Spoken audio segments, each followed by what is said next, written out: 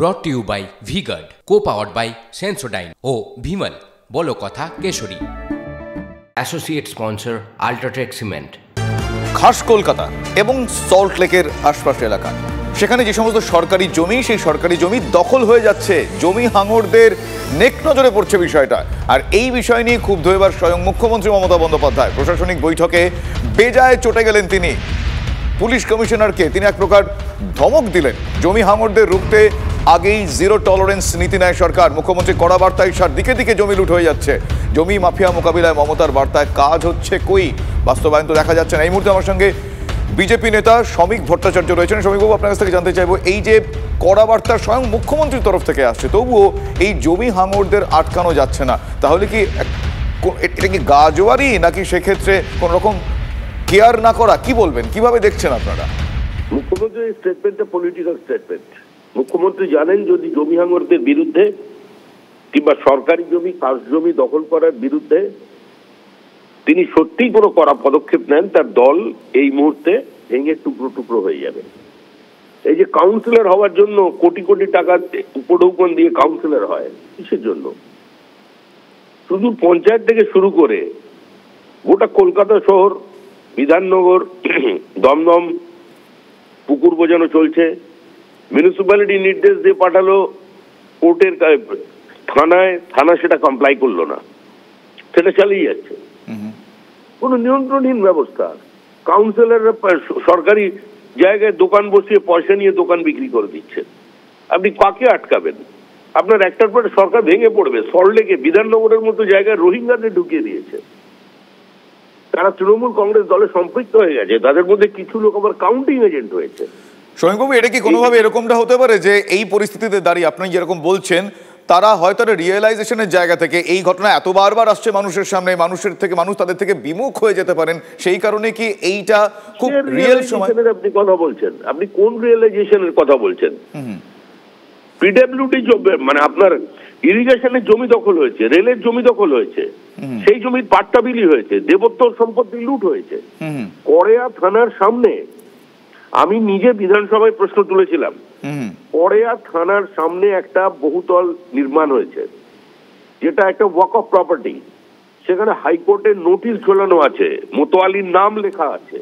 তারপরে থানার উল্টো দিকের প্রপার্টি, সেইখানে বহুতল নির্মাণ হয়ে গেল, হাইকোর্টের অর্ডার পর্যন্ত কমপ্লাই করা গেল না। আপনি বলছেন জমি দখল হয়নি, মুখ্যমন্ত্রী জানেন না?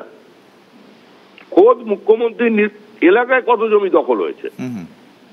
মানুষকে জোর করে উচ্ছেদ করে দেয়, জমি কম দামে বাড়ি লিখিয়ে নেওয়া হয়েছে মুখ্যমন্ত্রীর ওয়ার্ডে, মুখ্যমন্ত্রীর বাসস্থানে। তিনি জানেন না এটা? ধন্যবাদ শ্রমিকবাবু।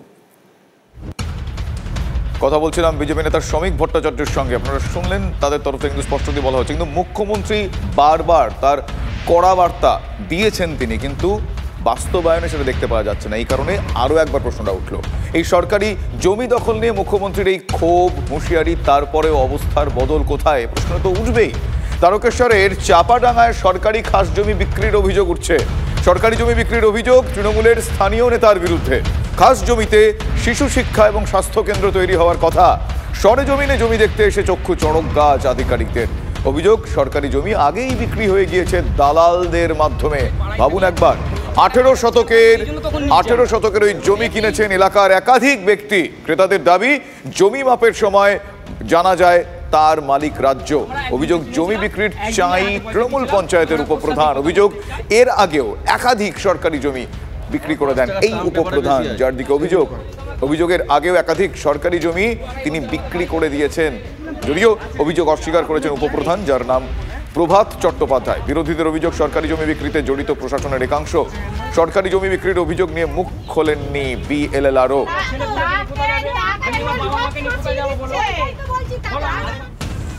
কিসের বিশেষে ঘর করছো না, আমরা জায়গা কিনেছি, কার সঙ্গে কিনেছো, কই তোমার দলিল বা পর্চা দেখাও।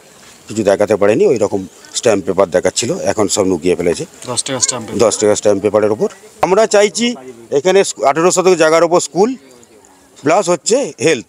সরকারি জমি দখল নিয়ে মুখ্যমন্ত্রী ক্ষোভ, হুঁশিয়ারি, তারপরেও অবস্থার বদল কোথায়? তারকেশ্বরের চাপাডাঙ্গায় সরকারি খাস জমি বিক্রির অভিযোগ উঠছে। সরকারি জমি বিক্রির অভিযোগ তৃণমূলের স্থানীয় নেতার বিরুদ্ধে।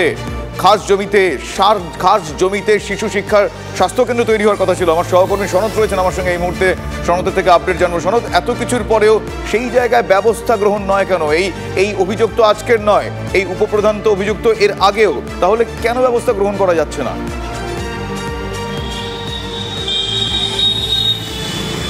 এখন বিষয়টা গত বুধবারই প্রকাশ্যে আসে যে খাস জমি এলাকার চাপাডাঙ্গা পঞ্চায়েত এলাকার যেসব খাস জমি আছে অর্থাৎ সরকারি জমি আছে, সেই জমি যে বেআইনিভাবে বিক্রি করা হয়েছে এটা কিন্তু গত বুধবার প্রকাশ্যে আসে। কীভাবে না, ওই এলাকার মানুষের দাবি অনুযায়ী যে 18 শতক জমি চিহ্নিত করা হয়েছিল যে এখানে এই এলাকায় একটি শিশু শিক্ষা কেন্দ্র এবং স্বাস্থ্যকেন্দ্র করা হবে, সেই মতো গত বুধবার সরকারি আধিকারিকরা জমি পরিমাপ করতে যান। এরপরেই যখন যারা ক্রেতা ওই 18 শতক জায়গা যারা বিভিন্নভাবে কিনেছিলেন বিভিন্ন অংশ, তারা বুঝতে পারেন যে এই জমিটা সরকারি জমি। এরপরেই কিন্তু তারা বিক্ষুব্ধ হয়ে পড়ে এবং তারপরেই কিন্তু কেঁচো খুঁড়তে কেউটে বেরিয়ে আসে। এরপর এলাকার বাসিন্দা থেকে বিরোধীদের যেটা অভিযোগ যে ওই এলাকায় শুধুমাত্র 18 শতক জমি নয়, ওই এলাকায় চাপাডাঙ্গা পঞ্চায়েত এলাকায় সেচ দপ্তরের জায়গা, পিডব্লিউডির জায়গা, বিভিন্ন সরকারি যে বুঝতে পেরেছি। তার মানে তারা যে জমি কিনেছেন তারা তার পরবর্তীকালে জানতে পারেন যে সে জমি সরকারি জমি, কিন্তু কেন বারবার এই বিষয়টা উঠছে সেটা নিয়ে প্রশ্ন উঠছে। অবশ্যই তোমার কাছ থেকে আমরা জানবো এই বিষয়ে। আপাতত তোমায় ধন্যবাদ জানাই সনদ। কিছু বক্তব্য আমাদের কাছে রয়েছে, দিনের পর দিন এই ঘটনা ঘটছে, বারবার প্রশ্ন উঠছে, মুখ্যমন্ত্রী নিজেও ক্ষুব্ধ, তিনি বকে দিয়েছেন বলে জানতে পারা যাচ্ছে, কিন্তু বাস্তবে সেই ছবিটা কেন দেখতে পাওয়া যাচ্ছে না এই প্রশ্ন আরো একবার উঠলো। কিছু বক্তব্য শোনাই আপনাদের। জায়গা কেনার পর যখন সব জায়গা ঘোরা হয়ে গেছে, এমনকি বেলার পর্যন্ত আমরা জানলাম 1 নম্বর খতিয়ানে পড়ে গেছে, মানে এটা ভেস্টেড জায়গা। হ্যাঁ, লালটু চ্যাটার্জি পার্টি অফিসে বসে, লালটু চ্যাটার্জির নাম হচ্ছে ফওয়াদ চ্যাটার্জি, চাপাডাঙ্গা পঞ্চায়েতের মাদার সভাপতি এবং চাপাডাঙ্গা পঞ্চায়েতের উপপ্রধান। তাহলে কি এই সরকারি জায়গা বিক্রির পেছনে ওর কোনো হাত আছে? অবশ্যই হাত আছে, নাহলে ডাকবে কেন? কয়েক লক্ষ টাকা, লক্ষ টাকার, কয়েক লক্ষ নয় লক্ষ টাকার ব্যাপার। সরকারি জায়গা যদি হলো তাহলে আগেই হয়েছিল সেই জায়গাটা রেজিস্ট্রি হলো কি করে? জায়গাটা আপনাকে রেজিস্ট্রি দিল কি করে? যে বিআরআর সাহেব রেজিস্ট্রি করলো, অফিস কি করে করলো? আমরা এখন যে কোনো প্রকারে আমরা লিগালি কাগজ চাই, সুরাহা চাই। টাকাটা নেওয়া হয়ে গেছে, বলছে এটা রেজিস্ট্রি হবে না, এটা সাদা কাগজ। এখন আমি একটুখানি চিন্তা ভাবনা করে আমি বললাম যে তাহলে তো এটা তো গোলমাল আছে, এটা আমি টাকা ফেরত নেবো। বলে না, এটা আছে, ওর সাথে আমরা জয়েন করে দেবো। অন্যদিকে জায়গা দেখিয়ে যে বলেছিল ভালো জায়গা, অন্য জায়গার দলিল দেখিয়ে আমাদেরকে, মানে আমরা তো লেখাপড়া জানি না, আমরা গরিব মানুষ, খেটে খাই, হ্যাঁ, দিন আনে দিন খাই, তো সেই হিসেবে আমাদেরকে মানে অন্যদিকে বুঝিয়ে ভাববাজ করে এইভাবে লিখিয়ে করে দিয়েছে। কারা বিক্রিটা কারা করছে? বিক্রি পার্টির লোক করছে, যারা জায়গাটা যারা দখল করে আছে তারা করছে বিক্রি। মানে এখানকার পার্টি নেতৃত্ব? হ্যাঁ, এখানকার পার্টির লোক, মন্ত্রী মন্ডল আছে, গোপাল চক্রবর্তী আছে, এরা রয়েছে জড়িত। লোকের সাথে টাকা দিচ্ছে, বাঁচিয়ে দিচ্ছে। এরকম কোনো অভিযোগ এখন অব্দি আমাদের কাছে লিখিতভাবে আসেনি। যদি লিখিতভাবে আসতো নিশ্চিতভাবে আমরা দেখতাম। এরকম কোনো খবর আমাদের কাছে নেই। এটা জাস্ট আমাদের তৃণমূল কংগ্রেসকে বদনাম করার জন্য একটা চক্রান্ত চলছে। যদি আমাদের দলের কেউ জড়িত থাকে নিশ্চিতভাবে তার উপযুক্ত সাজা আমরা দেব। এই বিষয় নিয়ে পঞ্চায়েত সমিতির সভাপতি তিনি কি বলছেন, তার কি বক্তব্য শোনাই আপনাদের। কোটি টাকা কেলেঙ্কারি চলছে, লুট করছে চাপাডাঙ্গা। আমি মনে করছি এটা করছে চাপাডাঙ্গার একমাত্র দাপুটে নেতা, সেটা লালটু চ্যাটার্জি ওরফে প্রভাত চ্যাটার্জি। আমাদের কাছে এরকম এই ধরনের কোনো অভিযোগ এলে আমরা সেটা তদন্ত করে দেখে আমাদের প্রশাসনিকভাবে আমাদের বিএলএলআরও ম্যাডাম সহ আমাদের বিডিও ম্যাডাম আছেন, আমরাও আছি, সেই জায়গায় আমরা খতিয়ে দেখে তার উপযুক্ত ব্যবস্থা নেওয়ার আমরা সিদ্ধান্ত নেব। যে আমরা আগে তদন্ত করে দেখি, অভিযোগ না এলে আমরা কিভাবে দেখব যে এই জায়গাটা কী অবস্থায় আছে। 14ই মে থেকে 1 জুন 47টা এফআইআর হয়েছে একটি মাত্র থানায়। প্রায় সবকটি মামলা বিজেপি নেতা কর্মীদের বিরুদ্ধে। নন্দীগ্রামে পুলিশের ভূমিকা নিয়ে প্রশ্ন তুলে হাইকোর্টে বিচারপতি অমৃতা সেনের বেঞ্চে মামলা। মাত্র 2 সপ্তাহের মধ্যে এতগুলো এফআইআর কিভাবে, এ প্রশ্ন উঠছে। একটু ডিটেল জানবো আমার সহকর্মী শ্রাবন্তী সাহার কাছ থেকে। শ্রাবন্তী, আর কি জানা যাচ্ছে?